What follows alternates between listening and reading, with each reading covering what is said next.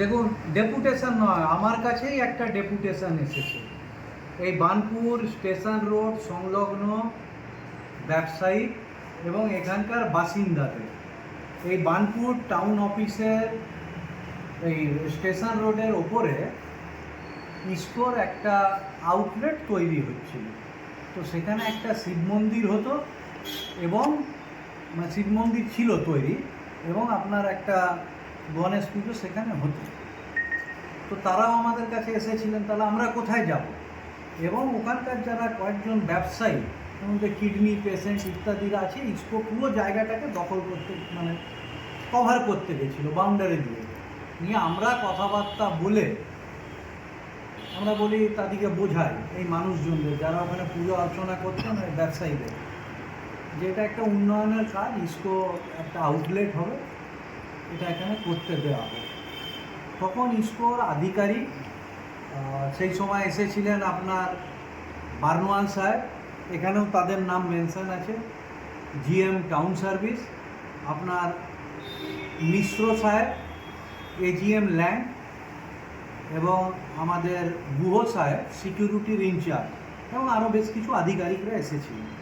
নিয়ে আমাদের যেটা ওখানে কথা হয় যে ইসকো ওখানে কিছুটা জায়গা ছেড়ে দেবে একটা মানুষজনের যাতায়াতের জন্য, এবং অন্য জায়গায় যেখানে একটা জায়গা ওরা করে দেবে যেখানে শিব মন্দিরটা ছিল, শিবটা দেবে, এবং গণেশ পুজো হওয়ার মতো আরেকটা জায়গা ওরা করে দেবে।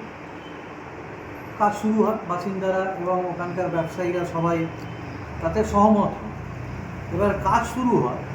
এবার হঠাৎ করে আমার কাছে একটা অভিযোগ আসে যে ইসকো যে ম্যাপ দিয়েছিল তার বাইরে এনারা একটা সূত্রে খবর পেয়েছেন যে কয়েক হাজার স্কোয়ার ফুটে, যা এই বার্নপুর মার্কেটে যার মূল্য হবে 1 কোটি টাকার ওপরই হবে, একটা ইললিগাল কনস্ট্রাকশন তৈরি হয়েছে,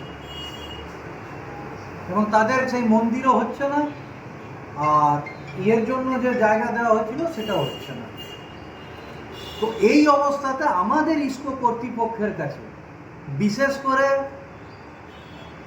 জিএম টাউন সার্ভিস বার্নওয়াল সাহেব, এজিএম ল্যান্ড আমাদের মিশ্রা সাহেব, এবং সিকিউরিটির গুহ সাহেব, এই তিনজনের কাছে বিনীত প্রশ্ন যে এখানে যে ব্যবসায়ীরা ব্যবসা করেন, ছোট ক্ষুদ্র ব্যবসায়ী, চাষি ভাইরা, ছোট দোকানদাররা, যারা ইসকোকে ট্যাক্স পে করে, তারা বহুদিন 25, 30, 40 বছর ধরে, তাদের কোনো জায়গা এতদিন করলে তো কোথাও ভেঙে চুলে যায়, সেই জায়গাটা মেরামত করতে হলে ইসকো করতে দেয় না। রাত্রির 12টাতে সিকিউরিটি পাঠিয়ে দেয়, রাত্রির 2টোতে সিকিউরিটি পাঠিয়ে দেয়, সকালের ব্যাপার তো ছেড়ে দিন, আটকে যায়। এদের কিন্তু বৈধ দোকান, আর কিছু হলে ইসকো আমাদের ওপর দোষারোপ করে যে আপনারা এদিকে সাহায্য করেন। এখানে আশেপাশের পুরুলিয়া, বাঁকুড়া থেকেও মানুষজনেরা আসে, আপনি একটু বাইরে দেখবেন, আমার অফিসের বাইরে সব কৃষক ভাইরা, চাষিরা ভিড় করে আছে। এবার আমাদের যেটা ইসকো কর্তৃপক্ষের কাছে প্রশ্ন, এবং এই যে আমাদের সম্মানীয় অফিসার যাদের নাম বললাম, বার্নওয়াল সাহেব, মিশ্র সাহেব এবং গুহ সাহেব, যে কি চমৎকার হলো যে 3 দিন ধরে ইললিগাল কনস্ট্রাকশন, যেটা অভিযোগ, যেটা খাতায় ছিল না, নকশায় ছিল না, এটা তৈরি হয়ে গেল, কোনো ব্যবস্থা নেওয়া হলো না। ইতিমধ্যে এটা আমার কাছে এই খবরটা আসার মাত্র আমি মৌখিকভাবে ভার্বালি ইডি টাউন সার্ভিসকে জানাই, এবং জেনে রাখবেন এটা নিয়ে আমরা ইস্পাত মন্ত্রকেও জানাবো, এবং এখানকার মানুষরা যাদের দিকে ইসকোর কিছু অফিসার অত্যাচার করে, আমরা ইসকোকে বারবার বলি যে আপনাদের সম্পত্তি দখল করে যারা আর্থিক লাভ করছেন সেগুলোকে ব্যবস্থা নিন, তারা করেন না। এদের এত বড় একটা ইললিগাল কনস্ট্রাকশন তৈরি হয়ে গেল, সেখানেও ব্যবস্থা নেওয়া হলো না। এটা যদি অভিযোগ সত্যি হয় যে কনস্ট্রাকশন ইললিগাল, তাহলে এর এগেনস্টে কিন্তু ব্যবস্থা নিতে হবে, এই ব্যবস্থা নিতে হবে। এবং আমাকে স্থানীয়রা বলেছেন তারা কিন্তু এটা এগেনস্টে মহামান্য আদালত অবধি যাবে। এখন আপনি কি করবেন? আমার তো কিছু করার নেই, আমি এটা নিয়ে ইসকোকে জানাবো, আমি আমার রাজ্য সরকারকে জানাবো, আমি কপি পুলিশের কাছে পাঠাবো, আমি সেলের উচ্চ আধিকারিকদের কাছে পাঠাবো, যেখানে যে এই ধরনের অন্যায় কেন হবে। যদি এটা এই অভিযোগ মতো ইললিগাল কনস্ট্রাকশন হয়ে থাকে, তাহলে এটা কিন্তু কোনো একটা নেক্সাসের মাধ্যমে হয়েছে। তাহলে কারা কারা এর সাথে জড়িত তাদের এগেনস্টে চূড়ান্ত ব্যবস্থা নিতে হবে। কি মনে করছেন, এটা তো গাফিলতি হয়ে থাকলে চূড়ান্ত গাফিলতি। যারা 4x4 স্কোয়ার ফুটের বৈধ দোকানকে মেরামত করতে দেয় না, সেখানে যদি কয়েক হাজার স্কোয়ার ফুটের এই ধরনের একটা ইললিগাল কনস্ট্রাকশন হয়ে যায় যার মূল্য 1 কোটি টাকার ওপরে, তাহলে ধরে নিতে হবে এখানে পর্দার পিছনে কিছু হয়েছে। যেটা আমাদের কাছে খবর আছে কি এরকম কিছু অফিসার, যেটা খবর আছে কি কিছু অফিসার এটার মধ্যে ইনভলভ আছে যারা ইনলিগালভাবে এটা কাজটা করিয়েছে। তো তাদের জন্য কি ব্যবস্থা নেওয়ার জন্য আপনি বলছেন? সেটা তো কর্তৃপক্ষ জানবে। আমি আমার কাছে যে মাস পিটিশন এসেছে হ্যাঁ, সেটা আমি ইসকোর স্থানীয় সেল আইএসপি স্থানীয় কর্তৃপক্ষকে জানাবো, আমি এটা থানাতে দেব, আমি এটা এনাদের দিল্লি অফিস সেলেতে পাঠাবো, দেখবো তারা কি ব্যবস্থা নেয়। দেখুন, আপনারা দেখতে পাচ্ছেন এখানে দুটো কনস্ট্রাকশন, একটা এই দিকে একটা এই দিকে। আমার কাছে একটা ডেপুটেশন দিয়েছে এখানকার স্থানীয় মানুষজন, দোকানদারেরা, ছোট চাষিরা। এটা ইসকোর একটা শোরুম হচ্ছে, আউটলেট, সেটা নিয়ে এখানে কারুর আপত্তি নেই। এটা যখন হচ্ছিল এর বাউন্ডারি ওয়ালটা ছিল ওখানেও, পিছনে কিডনি পেশেন্ট আছে, এখানে দুটো দোকান ছিল, এখানে একটা শিবের মন্দির ছিল, এই পাশেতে আপনার গণেশ পুজো হতো। তখন ইসকো প্রচণ্ড বাধা পায়। তো আমরা এসে স্থানীয় পৌর প্রতিনিধি হিসেবে এসে এখানে ব্যাপারটাকে ইসকোর সাথে মীমাংসা করে দিই। এখানে ইসকোর আউটলেট হচ্ছে, সামনে মডার্নাইজেশন ইত্যাদি হওয়া প্রয়োজন, কাজ চলে সব। এবং সেই সময় ইসকো কথা দেয়, সেই সময় এখানে দেখবেন 3 জনের নাম উল্লেখ আছে।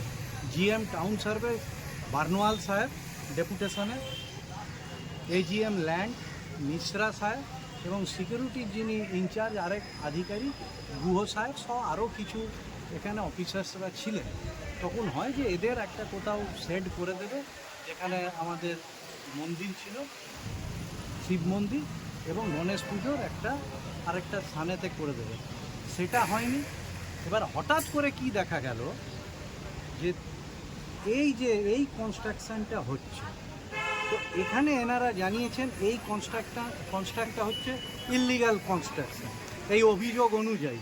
এবং এনাদের এই অভিযোগ পাওয়ার পরেই আমি ইডি টাউন সার্ভিসকে আমি বিষয়টা মৌখিকভাবে জানিয়েছি যে ওখানকার সাধারণ মানুষ যাদের ওখানে দোকান ছিল তারা অভিযোগ করছে, এই দেখছেন তো 1000 স্কোয়ার ফিটের একটা বিল্ডিং, যার এই মার্কেটেতে মার্কেট ভ্যালু হবে 1 কোটি টাকার ওপরে।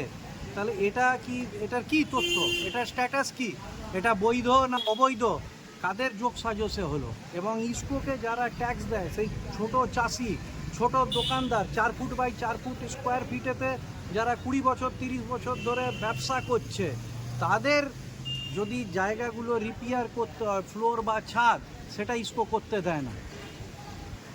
অ্যাপ্লিকেশন করলে বছরের পর বছর ঝুলিয়ে রাখে। কোথাও ছোট্ট তারা নিজের মেরামতি করলে রাত্রি 2টো, ভোর 4টে 5টার সময় সিকিউরিটি চলে যায়। তাহলে এই অভিযোগ অনুযায়ী যদি এই কনস্ট্রাকশান অবৈধ হয়, তাহলে 3-4 দিন ধরে এটা হলো ইসকোর আধিকারিকদের চোখে কেন পড়লো না? আমরা বিষয়টা নিয়ে আইএসপির সর্বোচ্চ স্তরে জানাবো, ইস্পাত মন্ত্রকে জানাবো, এখানে থানায় রাজ্য সরকারকে জানাবো, ইসকোর ভিজিলেন্সকে জানাবো। এবং এখানে যাদের দোকান ছিল, যাদের পাশে আছে কিডনি পেশেন্ট, যারা জায়গাটা আরও ছাড়ার কথা যাদিকে বলা হয়েছিল, যেভাবে কথা হয়েছিল ছাড়েনি, প্রয়োজনে এরা বলেছেন ইসকো যেন না ভাবে যে কেউ যদি এর সাথে যুক্ত থাকে, কিছুদিন পরে ব্যাপারটা ধামাচাপা পড়ে গেলে চুপ হয়ে যাবে। এনারা কিন্তু এটা নিয়ে মহামান্য আদালতেতে যাবে। এই নেক্সাস ভাঙতে হবে। ইসকোকে আমরা বারবার বলি যে আপনাদের অবৈধভাবে সম্পত্তি যারা কবজা করে অর্থ রোজগার করছে, আপনারা সেগুলোকে দখলমুক্ত করুন। ইসকো কখনোই করে না। এটা নিশ্চিতভাবে যদি অবৈধ হয়ে থাকে, কোনো না কোনো সেল আইএসপির একটা অংশ তো যুক্ত। এবং আমি, আপনারা জানেন, অবৈধ বালু নিয়ে যখন করেছিলাম লাইভ থ্রেট খেয়েছিলাম। এটা কি ইসকোর যোগসাজকের আধিকারিকদের যোগসাজক? আরে ইসকোর জায়গায় হচ্ছে, ইসকো একটা কাঁটি ফুটতে গেলে বাধা দেয়, সেখানে এত বড় একটা কয়েক হাজার স্কোয়ার ফিটের একটা বিল্ডিং হয়ে গেল, কেউ যদি যুক্ত না থাকে হতে পারে? আমরা তো সেটাই ইসকোকে বলছি, এখানে দেখুন নাম সমেত আছে। এনারা স্থানীয় পৌরপিতা হিসেবে আমাকে জানিয়েছেন তারা এর সাথে যুক্ত আছে। কি ব্যাপার, এটার স্ট্যাটাস কি, এটা বৈধ না এটা অবৈধ, ইসকো সেটা প্রেস রিলিজ করে জানায়।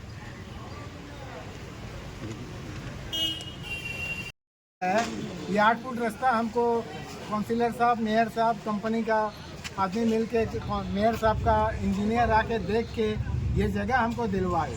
और ये जगह कंपनी जो घेरा है ये हमको नहीं मालूम इलीगल हो रहा है कि लीगल हो रहा है।